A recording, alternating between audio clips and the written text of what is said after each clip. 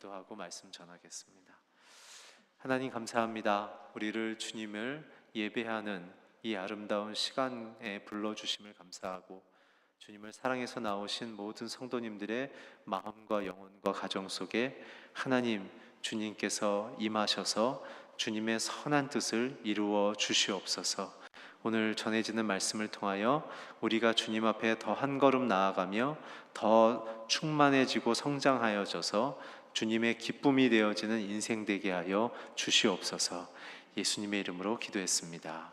아멘. 오늘 사도행전 20장은 사도 바울의 고별 설교가 되겠습니다. 오늘 이 본문의 의미는 무엇이냐 하면 신자가 달려가야 할 길, 그리고 신앙이 무엇인가, 그 핵심이 무엇인가에 대한 절정의 메시지입니다. 어떻게 보면 사도 바울이 신약서에 썼던 여러 가지의 메시지 중에 아마 가장 하이라이트가 되는 부분일 것 같습니다. 오늘 사도 바울은 자신의 신앙을 이렇게 고백하고 있습니다. 19절, 20절의 말씀인데요. 내가 모든 겸손과 눈물로 주를 섬겼고 유대 사람들의 음모로 시련도 많이 당했습니다. 여러분도 알다시피 나는 여러분에게 유익한 것이라면 무엇이든 주저하지 않고 전했고 공중 앞에서 또 집집마다 다 방문하면서 여러분을 가르쳐 왔습니다. 사도 바울의 신앙 고백은 각오가 아니라 실제의 삶을 살았다는 것입니다. 오늘 저와 여러분과의 차이점은 무엇인가? 저와 여러분은 각오가 충만하죠. 은혜를 받으면 그렇게 살아야지 하고 우리는 그것을 그냥 각오로 끝나는 것이에요. 그러나 사도 바울은 예수님이 주신 은혜의 메시지와 그 감격의 메시지를 삶으로 살아냈다는 것이 우리가 배워야 될 사도 바울의 신앙 고백의 핵심입니다. 그렇다면 사도 바울이 살았던 그 실제의 삶이란 게 도대체 어떤 내용일까요?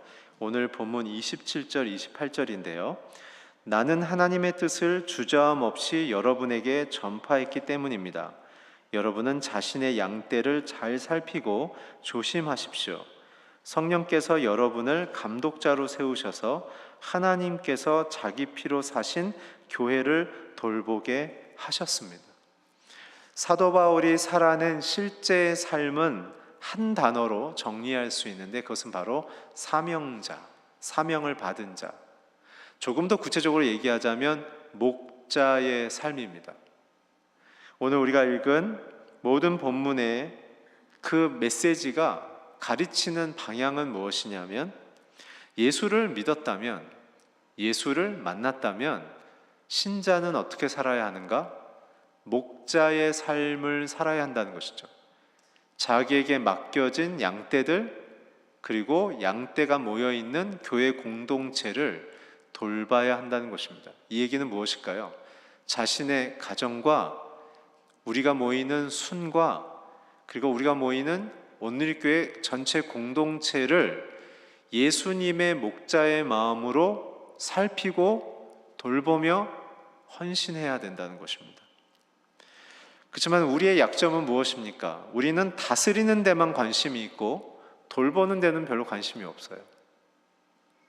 또한 우리는 결정하는 자리에는 서고 싶지만 섬기는 자리에는 서고 싶지 않은 것이 우리의 약점인 것입니다.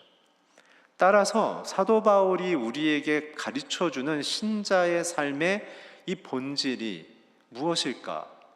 바로 예수께서 우리의 목자장이 되신 것처럼, 우리의 표현으로 바꾸자면 예수님이 저와 여러분의 순장이 되어주신 것처럼 저와 여러분은 내 가족에 대하여, 우리 교회 공동체에 대하여 목자의 마음으로 사람들을 바라보며 돌보며 살펴야 한다는 것입니다. 아픈가? 마음이 상처가 났는가? 그리고 이 사람이 지금 하나님을 온전히 쫓고 있는가? 우리의 모든 관심은 내 자신과 내 가정과 우리의 순이 정말 예수님을 온전히 바라보며 닮으며 그분이 주시는 사랑과 복 안에 온전히 거해 있는지를 보는 것이죠. 그래서 오늘 저는 이 사명자, 목자라는 이 사도 바울이 던진 신자로서의 살아가야 될 길, 그리고 살아가야 될 신앙의 핵심을 오늘 세 가지의 관점에서 보고자 합니다. 첫 번째는 사명자, 이 목자의 정의가 무엇이냐는 것입니다. 우리 28절 다시 한번 같이 읽어주시면 감사하겠습니다. 시작. 여러분은 자신과 양떼를 잘 살피고 조심하십시오. 성령께서 여러분을 감독자로 세우셔서 하나님께서 자기 피로 사신 교회를 돌보게 하셨습니다. 오늘 사명자, 목자는 누구인가? 양떼를 잘 돌보는 사람입니다. 오늘 28절에 보면 자기 자신과 양떼, 괄호치고 나의 가정, 나의 순이라고 생각하십니다. 내 자신과 내게 허락한 하나님의 허락하신 나의 양떼들은 내 가족과 나의 순원들인 것이죠. 잘 살피고 조심하여 이들이 진리 가운데 떠나지 않도록 붙잡으라는 것입니다. 또한 28절에 보게 되면 우리가 목자의 부름을 받은 것은 성령께서 우리를 세우셨다는 것입니다. 오늘 저와 여러분 안에 성령이 계심을 믿으시길 축원하길 바랍니다. 성령이 내 안에 있다는 것은 나를 돌보시는 주님의 그 사랑 앞에 또다시 그 사랑에 감격해서 내가 누군가를 돌보는 자리로 나가는 것을 의미하는 것이죠. 결국 사명자의 정의의 핵심은 돌봄인 것입니다. 돌봄. 이 돌봄은 32절에 자세히 나와 있는데요. 우리 32절 한번 같이 읽어주시면 감사하겠습니다. 시작. 이제 내가 여러분을 하나님과 그분의 은혜의 말씀에 맡깁니다. 그 말씀이 여러분을 든든하게 세워 거룩함을 입은 모든 사람들 가운데 기업을 받게 하실 것입니다. 돌봄이란 무엇인가? 그 돌봄의 핵심은 바로 하나님과 그분의 말씀 앞에 사람들을 맡기는 것이 돌봄인 것입니다. 어떤 사람은 사람을 너무 좋아한 나머지 그 사람에 대하여 자기가 책임질 것처럼 말하고 책임질 것처럼 하지만 여러분 그거 쉽지 않은 얘기입니다. 오늘 사도 바울이 우리에게 권면하는 신자로서의 사명의 정의는 내 자신과 내 가정과 나의 순원들을 하나님과 그분의 말씀에 맡기는 방식으로 살아내는 것이 돌봄이다라는 것이죠. 이게 도대체 무슨 말일까요? 하나님이 우리에게 뭘 원하시고 또 무엇을 이루기를 바라시는지를 서로에게 권면하며 권유하며 주님을 놓치지 않도록 끊임없이 그 마음과 생각 속에 주님을 향한 초점을 강조해 주는 것입니다. 어려움을 당했을 때 원망하고 불평할 수 있습니다. 그러나 그 원망과 불평 끝에 그렇다면 이 상황을 하나님은 내게 왜 허락하셨을까? 형제에게 왜 허락하셨을까? 자매에게 왜 허락하셨을까? 우리 같이 한번 기도해 보고 함께 씨름해 봅시다 라고 말하는 게 돌봄이라는 것이죠.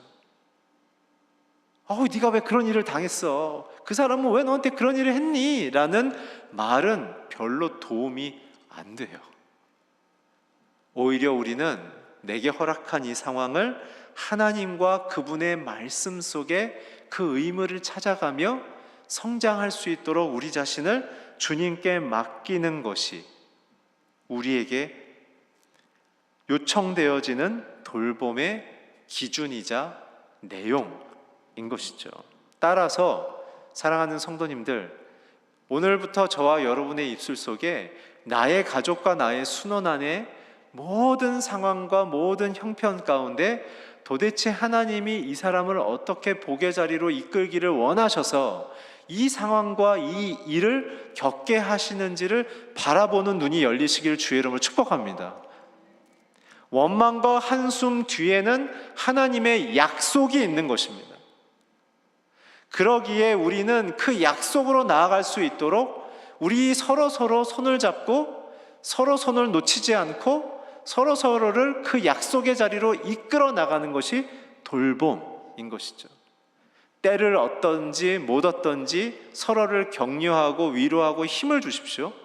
그리고 주님이 약속하신 그 약속을 서로 선포해 주십시오. 그것이 우리에게 주신 돌봄의 정신이며 내용인 것이죠. 그렇게 하지 않으면 어떤 일이 일어나는지 사도 바울은 경고하고 있죠. 29절 30절인데요. 우리 같이 한번 읽어주시면 감사하겠습니다. 시작. 내가 떠나고 나면 흉악한 이리떼 같은 거짓 선생들이 여러분 가운데 들어와 양떼를 해치려 할 것입니다. 또한 여러분 가운데서도 사람들이 들고 일어나 제자들을 빼내 자기들을 따르게 하려고 진리를 왜곡할 것입니다. 이렇게 서로에게 하나님과 그분의 말씀에 서로를 맡기는 일을 하지 않으면 나의 가정, 나의 순애는 어떤 일이 일어날 것인가? 두 가지 일이 일어날 거예요. 뭐냐면 이리떼와 같은 거짓 선생들이 들어와서 양떼들을 해칠 거라는 거예요. 진리의 말씀, 생명의 말씀이신 하나님을 권유하고 집중하는 초점을 잃어버리면, 그러한 서로를 향한 권면을 잃어버리면 무엇이 자리 잡는가? 우리 자신을 삼킬 것 같은 거짓 선생들, 자신의 경험, 자신의 철학, 자신의 성공신화를 가르치며 너는 왜 그것밖에 못 되니? 너는 왜 그렇게밖에 할 수 없니에 대한 열등의식과 패배주의를 우리 안에 불어넣는다는 것이죠. 두 번째 일어나는 일은 무엇입니까? 예수님의 자리, 진리의 말씀의 자리를 대치하는 사람들이 일어나서 자기를 믿고 따르라고 얘기하는 일들이 교회 안에, 가정 안에 일어나게 된다는 거예요. 여러분, 예수님 놓치면 다 죽습니다. 저렇게 천년 가까이 아름다운 신앙을 유지했던 유럽도 예수님 놓쳐버리니까 교회가 술집으로 바뀌고 예수를 따랐던 세대들이 다 끝나버려서 이제는 하나님을 경외하는 세대가 마치 사라진 듯한 아픔의 시대가 일어나고 있지 않습니까? 여러분, 우리가 가져야 될 것은 교회 안에서는 예수 그리스도, 아니 우리의 인생 가운데서는 예수 그리스도만 따르는 인생이 되시길 주의 이름으로 축복합니다. 사람 믿지 마세요. 사람은 사랑해야 될 대상이지 믿어야 될 대상이 아니에요. 멀리서 보면 그럴듯해 보이죠. 근데 가까이 가보면요, 다 여러분 가까이 가보면 그렇잖아요. 그러나 놀라운 것은 예수님은 알면 알수록, 가까이 가면 갈수록 영광스럽고 아름답고 찬란하며 우리를 위하여 목숨 버리신 진정한 사랑의 목자라는 사실을 알게 되는 것이죠. 오늘 우리의 돌봄의 목표는 무엇이겠습니까? 32절 마지막에 보게 되면 하나님과 그 은혜의 말씀에 사람을 맡기면 어떤 일이 일어날 거냐면 그 말씀이 여러분들을 든든하게 세워 거룩함을 입은 모든 사람들 가운데 기업을 받게 할 것이다. 뭐예요? 흔들리지 않는 인생이 될 것이고, 그리고 뭐예요? 하나님의 약속을 기업으로 받게 된다는 것입니다. 할렐루야. 오늘 저와 여러분이 말씀 안에 잘 있으면, 하나님께서 우리를 깨끗게 하신다는 것이며, 또한 예수 안에 속한 자로 세상 속에 발견되게 하셔서 예수의 피로 정결케 하심으로 사람들을 변화시키는 목자의 리더십을, 사회적 리더십, 영적인 리더십을 부어주시겠다는 것입니다. 따라서 성도들이 할 수 있는 유일한 고상한 일은 무엇인가? 목자의 삶을 사는 거예요. 목자의 마음으로 부모가 되기를 축복합니다. 목자의 마음으로 신도가 되기를 축복합니다. 그래서 예수가 나를 위하여 어떻게 죽고 나를 어떻게 돌보셨는지를 묵상할 때 저와 여러분의 인생에 그 아름다운 능력들이 살아나는 것이죠. 두 번째는 그러면 그러한 사명자, 그러한 목자는 어떠한 삶을 살아야 할까요? 19절에서 21절인데요. 우리 자막을 통해 말씀을 함께 읽으시겠습니다. 시작. 내가 모든 겸손과 눈물로 주를 섬겼고 유대 사람들의 음모로 시련도 많이 당했습니다. 여러분도 알다시피 나는 여러분에게 유익한 것이라면 무엇이든 주저하지 않고 전했고 공중 앞에서 또 집집마다 방문하면서 여러분을 가르쳐 왔습니다. 유대 사람들과 그리스 사람들 모두에게 회개하고 하나님께 돌아와 우리 주 예수를 믿어야 한다고 선포했습니다. 사도 바울은 사명자의 삶을 19절부터 24절까지 4개의 포인트를 얘기하고 있는데요. 첫 번째는 모든 겸손입니다. 목자의 삶을 따르려는 자들, 예수의 삶을 따르려는 자들의 첫 번째 덕목의 삶의 내용은 무엇이냐면 모든 겸손으로 살아라. 이 겸손은 무엇일까요? 자기의 권리와 주장을 추구하지 않는 것입니다. 사도 바울은 자신의 권리와 주장을 포기하는 대신에 예수의 그 약속과 권능을 추구하기로 결정했던 것이죠.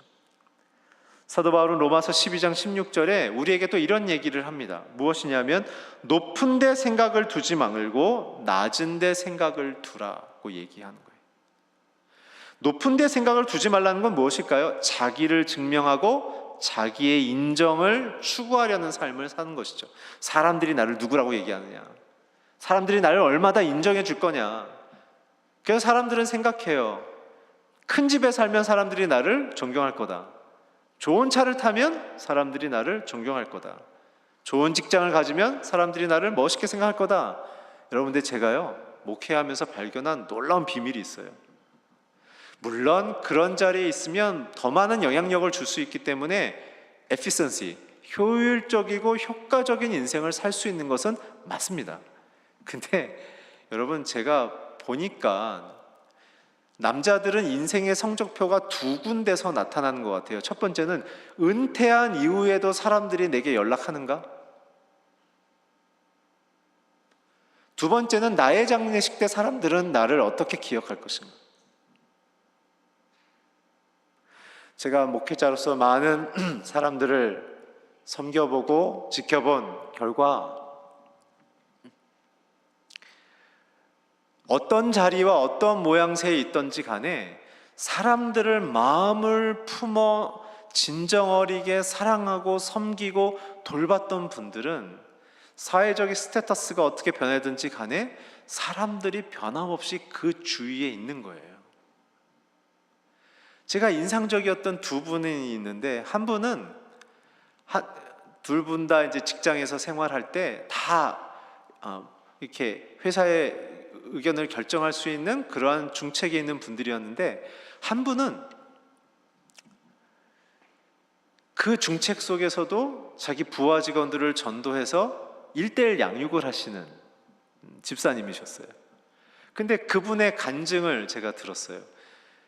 그래서 정말 회사 안에서 정말 다루기 어려운 사람을 겨우 전도해서 그 사람에게 복음을 제시하고 복음을 받아들인 이후에 그 부하 직원에게 1:1 양육을 하며 이제 예수를 믿으십시오 과를 해야 되는 그 순간 회사의 구조조정이 일어났는데 자신이 이 사람에게 해고 통지를 해야 될 상황이 온 거예요. 여러분, 얼마나 쉽지 않은 일이에요. 근데 그분이 예수를 믿으십시오 과를 끝난 다음에 식사하면서 이야기를 했다는 거예요. 근데 그분이 그것을 받아들일 때 식사를 멈추고 가만히 있다가 그분이 침묵 후에 그분에게 말씀하셨다는 거예요. 이사님이 얘기해 주셔서 고맙습니다. 딴 사람이 얘기했으면 제가 너무 힘들었을 것 같은데 이사님이 얘기해 주셔서 고맙습니다. 그리고 나서 그럼 제가 앞으로 어떻게 살아가는 게 좋을까요? 저는 그 얘기하시는 그 분도 놀라웠지만 그렇게 받아들이는 그분도 너무 놀라웠던 거예요. 그 나중에 제가 우연히 그 두 분이 앉아서 커피를 마실 때 제가 지나가게 돼서 교회 안에서 뵙고 얘기를 회상시키면서 여쭸더니 그분의 얘기가 그거예요. 회사로부터 받은 통지는 충격적이었지만 그래도 내 인생에 처음으로 내 마음, 내 영혼을 귀중히 여기는 내 선배로부터 그 얘기를 들어서 그 인생의 아픔의 통지가 새로운 시작의 통지처럼 들었다는 거예요. 여러분, 이분이 자신의 권리를 다 내려놓고 자신의 주장을 내려놓고 예수의 심경으로 그 내용을 받아들이게 된 배경은 무엇이었을까요?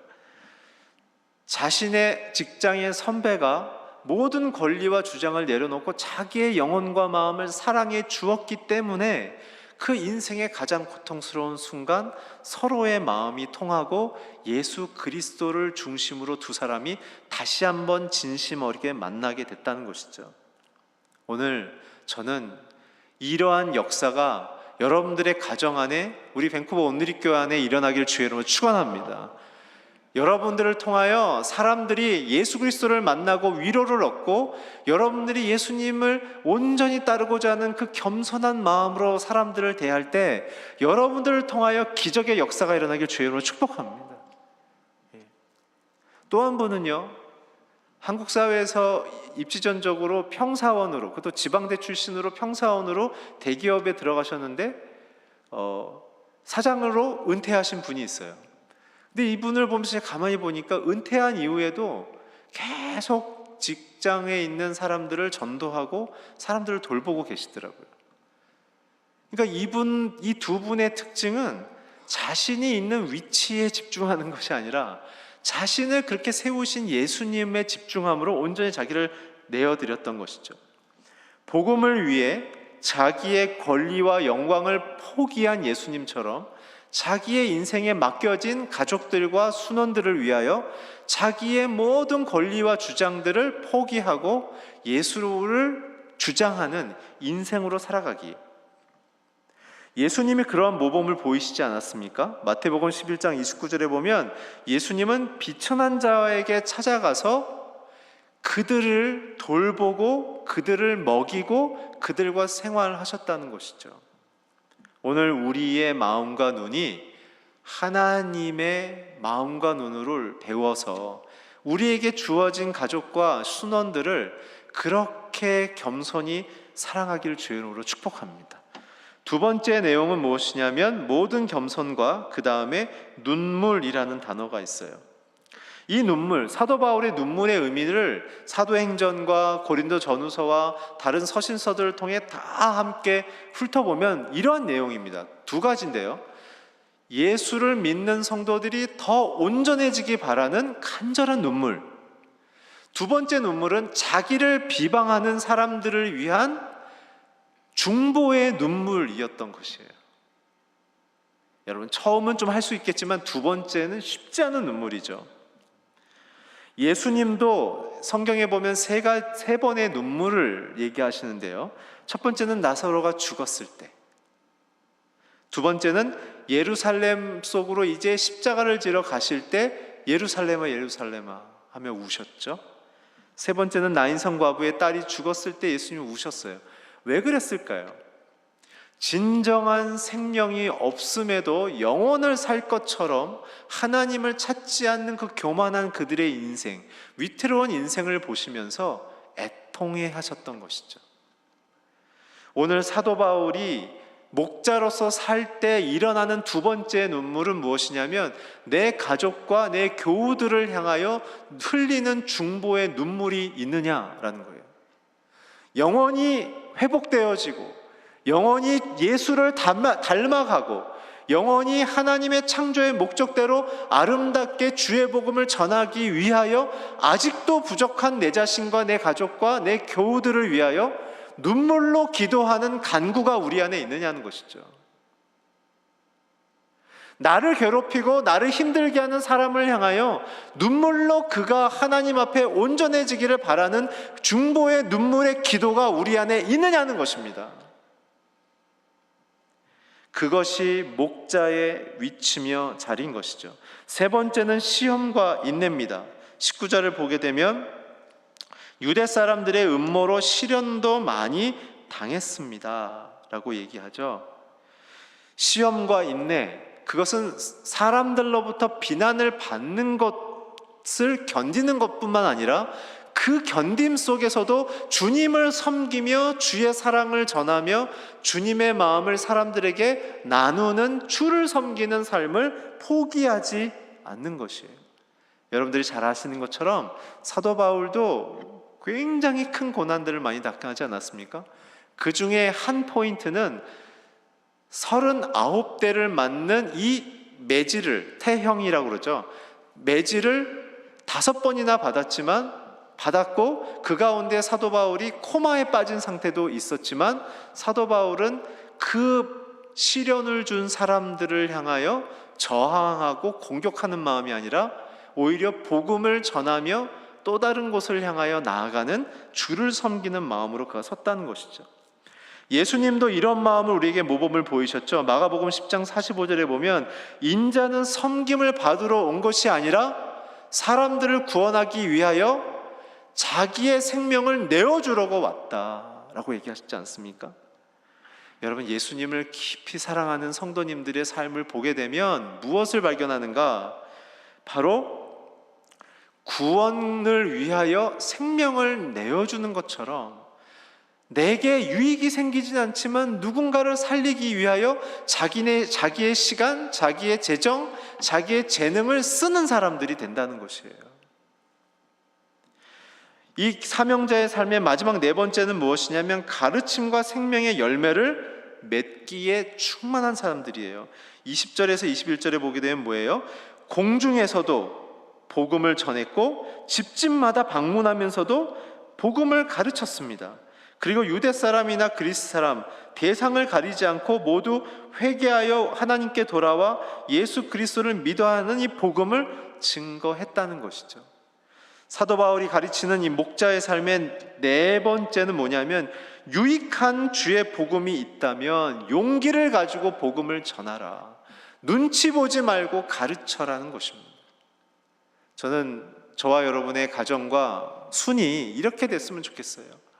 아픔과 실패에 대한 그 모든 힘겨움은 다 들어주지만 그러나 그 일을 허락하신 하나님의 진리 앞에 서서 우리가 무엇이 바뀌어야 하며 우리가 무엇을 고쳐야 되는지, 나 자신부터 무엇이 바뀌어야 되는지를 서로에게 권면해 줄 수 있으며 그 권면 속에 용기를 주고 위로를 주고 함께 그 일들을 우리가 도와줄 수 있는 관계가 됐으면 좋겠어요.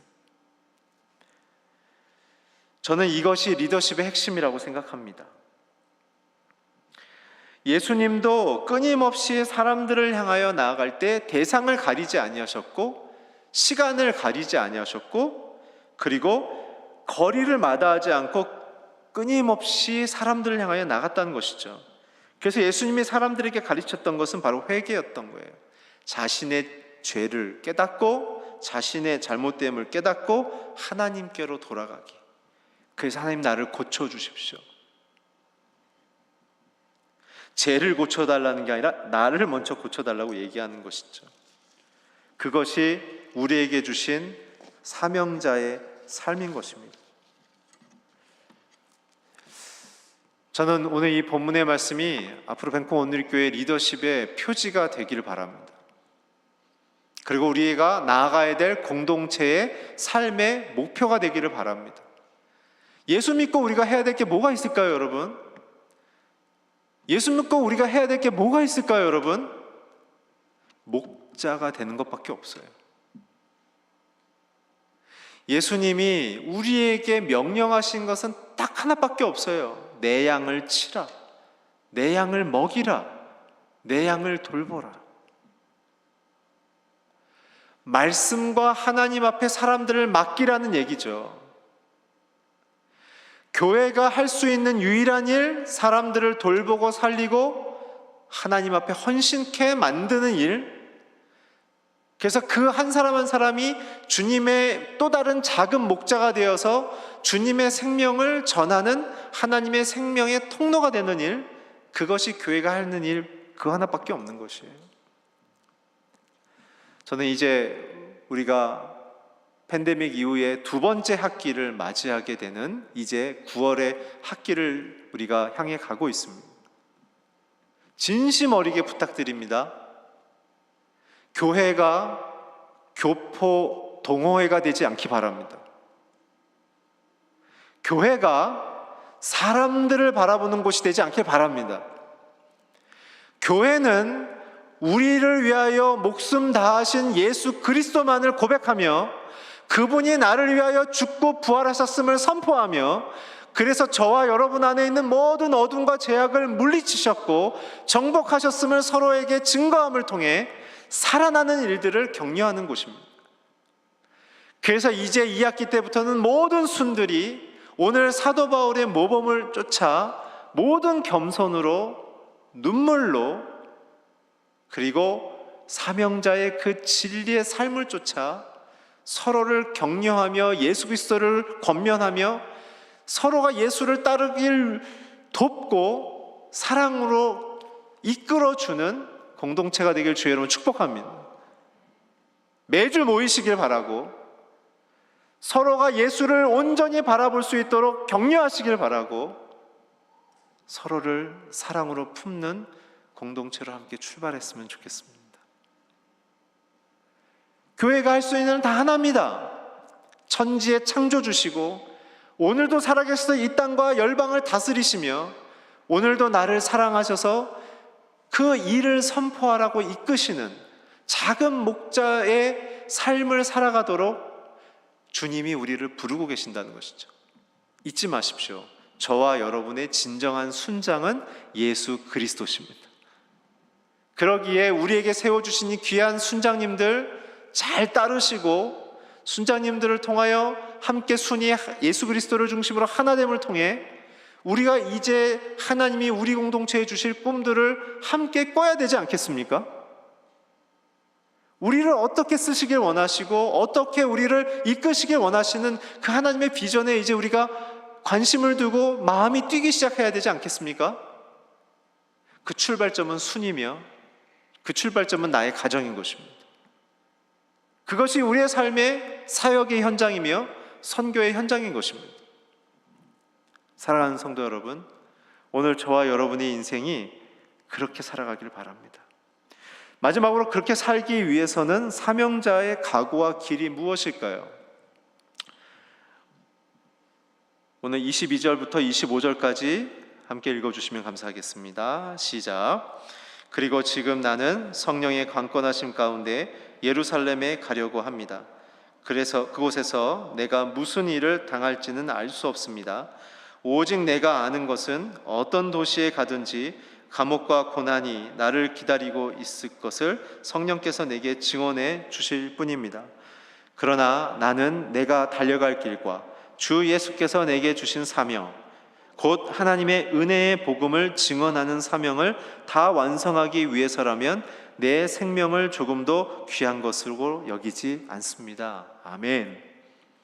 오늘 사명자, 이 목자의 각오와 그 삶의 길은 무엇인가 하면 22절에 보면 성령의 강권하신 가운데 있어야 한다는 것이죠. 개역개정에는 내 심령이 성령의 메인바 되어졌다 이렇게 표현되어져 있어요. 여러분, 우리가 성령에 묶여 있을 때만 우리는 능력이 있는 것입니다. 여러분, 우리가 지금 이렇게 살아가고 계실 때 이 지구상에 있는 대기권이 우리를 누르는 힘을 1기압, 1헥토파스칼이라고 부르죠. 할렐루야. 예, 1013밀리바 이렇게 하는데, 근데 우리의 몸이 그 힘을 느끼나요? 지금 뭐 이렇게 좀 무거운 느낌이 있으십니까? 그 이유는 무엇이냐면 우리 몸 안에서 우리 몸 밖으로 미는 힘이 1기압이기 때문에 공기가 누르는 힘과 몸 안에서 외부를 향해 미는 힘이 균형을 이루기 있기 때문에 우리의 몸이 쪼그라들거나 터지지 않는 것입니다. 근데 여러분, 비행기를 우주선 타는 분은 없으니까 비행기를 타는 분들을 타보면 여러분 좀 붙는 거 느끼시죠? 이렇게. 예. 너무 젊은 분들은 그런 게 없겠지만 좋겠어요. 그러나 비행기를 타서 신발을 벗고 한국에 도착해서 신발을 신으려고 그러면 잘 안 들어가요. 그렇죠? 왜 그러냐면 비행기 안에 기압이 0.4에서 0.6 기압 사이가 된다는 것이죠. 1기압이 안 돼요. 그래서 몸이 부을 수밖에 없어요. 우리 몸 안에 있는 압력이 더 세기 때문에 그런 거예요. 마치 이런 것처럼 우리 안에 성령님이 내주하기 계시기 시작하시면 우리의 인생을 짓밟고 우리의 인생을 무너뜨리고 우리의 인생을 해방하려는 모든 죄악과 사단의 압력들이 견뎌지기 시작한다는 거예요. 그러나 내 안에 성령이 없으면 내 인생에 찾아온 환난과 고통과 어려움과 모든 인생의 그 아픔들이 안에 견딜 힘이 없으니까 우리를 지배하고 넘어뜨리고 눌러버리기 시작한다는 것이죠. 오늘 성도들이 아름답게 사람들을 돌보고 나아가는 데 있어서 찾아오는 어려움 속에 우리가 승리할 수 있는 유일한 방식은 우리 안에 성령의 내주하심인 것입니다. 오늘 성령을 받기를 주의 이름으로 축원합니다. 성령만을 따르기를 주의 이름으로 축원합니다. 예수만이 나의 길이 되기를 축복합니다. 그렇게 걸었을 때는 태풍이 불어도 파도가 쳐도 흔들릴 수는 있지만 망하지 않는 것입니다. 바울이 유라굴라 광풍 속에 있어도 광풍을 뚫고 태풍을 뚫고 간 것처럼, 해일이 일어도 그 배가 정복되지 않은 것처럼, 독사에게 물려도 바울은 죽지 않았던 것처럼 성령이 내 안에 있으면 우리는 이 길을 갈 수 있는 것입니다. 이렇게 갈 수 있는 그 성공의 비결이 무엇일까? 사명자로서 살 수 있는 사역의 성공 비결은 무엇이냐면 사도 바울은 고린도전서 15장 30절 31절을 통해 우리에게 이렇게 가르쳐 줍니다. 나는 날마다 죽노라. 그리고 왜 우리는 시시때때로 어려움에 겪지 않겠습니까? 라고 말하면서 사도 바울이 얘기하는 것은 내가 날마다 죽기 때문에 어려움에서 오히려 성공합니다 라고 얘기하는 것이죠. 오늘 나의 경험, 나의 판단, 나의 계산은 나를 계속 혼란 속에 빠뜨리게 됩니다. 그러나 성령의 충만과 내주하심은 나를 바꾸시고 환경을 바꿔버리신다는 것이죠. 오늘 나를 믿지 말고 성령을 의지하시는 인생이 되길 주의 이름으로 축원합니다. 마지막으로 토마스 아켄퍼스 목사님이 쓰신 그리스도를 본받아의 책을 보면 이런 글이 있습니다. 그리스도인은 십자가에서 도망칠 수 없다. 십자가를 피한다면 그 사람은 이미 그리스도를 따르는 사람이 아니다. 그리스도인은 밖으로 도망쳐도 거기에 십자가가 있고 안으로 숨어도 거기에 십자가가 있음을 알게 될 것이다. 위로 올라가도 십자가가 기다리고 있고 밑으로 파고 들어가도 십자가가 있을 것이다. 예수님은 마태복음 16장 24절에 우리에게 이렇게 말씀하셨어요. 너희가 나를 따르려거든 십자가를 지라. 그 십자가는 우리의 권리를 포기하고 예수님을 따르기로 결정하는 십자가입니다. 오늘 저와 여러분의 인생 속에 특별히 이제 2학기를 시작하는 우리 벤콩 온누리교회 모든 교우들이 이제 오늘 우리가 마음을 단단히 먹고 가야 될 것은 무엇이냐면 내가 달려가야 될 길이 무엇이고 주님께서 내게 주신 사명이 무엇인지를 생각하면서 나를 위하여 목숨 다하신 예수님의 그 생명을 의지함으로 이제 우리가 해야 될 것은 목숨 걸고 내 가정 살려내고 내 교우들을 예수께로 이끌어 나가는 것밖에 없다는 사실을 깨우치시길 주의 이름으로 축복합니다. 우리가 할 수 있는 가장 아름다운 헌신이 있다면 그것은 사람을 살리는 일일 것입니다. 저는 바라기로는 여러분들이 모두 순장이 되기를 축복합니다. 천국 가서 인정받고 천국 가서 칭찬받을 수 있는 가장 큰 사역이 있다면 그것은 순장일 것입니다. 왜냐하면 사람을 살리기 위해 그 사람의 죄의 몸부림을, 아픔을 똑같이 찔리면서 견뎌줘야 하고, 그 사람의 삐뚤어진 인격을 견뎌줘야 하고, 그 사람의 잘못된 관점에 그 망함을 함께 애통해야 되는 그 마음은 결국 예수의 마음 외에는 감당하기 어렵기 때문에 그렇습니다. 목회를 하면서 고백하는 것은 하면 할수록 저는 제 한계의 무능을 고백하게 됩니다. 얼마나 내가 부족한 자이고 얼마나 내가 부끄러운 자인지를 고백하게 되면서, 그럼에도 불구하고 하나님이 나를 구원하셨고 그럼에도 불구하고 사람들을 살리는 일에 나를 부르셨다는 사실이 그분이 얼마나 위대한 사랑의 목자장이신가를 깨우치게 된다는 것이죠. 그 자리에 머물 때 예수님이 크게 보입니다. 사랑하는 성도 여러분, 오늘 우리의 인생을 돌보시는 순장 되시는 예수님만을 따라 살며 우리에게 주어진 모든 인생을 통하여 사람들을 살리기 위해 모든 것을 우리 모두 헌신하는 인생이 되기를 주의 이름으로 축원합니다. 우리 함께 기도했으면 좋겠습니다. 눈을 감고 함께 우리 기도할 때 나의 순장 되신 예수님을 바라봅시다. 나의 순장 되시는 예수님을 바라봅시다. 말 안 듣고 자기 생각대로 하고 있고 자기 코집 피우고 있는 저와 여러분을 끊임없이 사랑하시고 끊임없이 돌보시고 끊임없이 인정해 주시되 진리로 이끌어 가시는 그 하나님의 아름다운 그 순장의